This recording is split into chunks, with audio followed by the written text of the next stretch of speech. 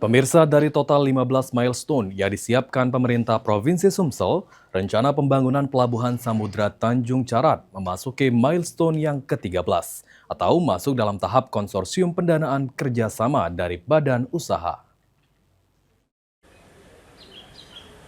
Rencana pembangunan Pelabuhan Tanjung Carat terus dikebut pemerintah Provinsi Sumatera Selatan. Bahkan dari 15 milestone atau tonggak pencapaian yang disiapkan, saat ini sudah memasuki milestone ke-13.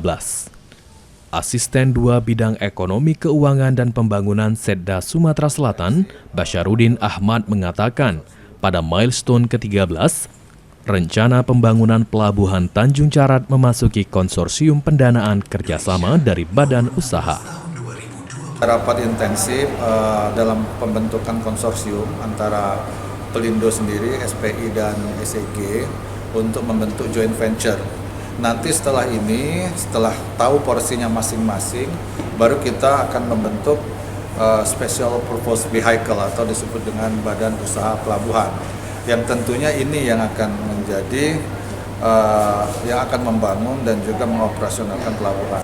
Sementara pembangunan Pelabuhan Tanjung Carat rencananya akan melibatkan 3 pemerkasa badan usaha, yakni PT Pelindo, Samudra Pasai Indonesia, dan Sumsel Energi Gemilang. Eki Saputra, PAL TV.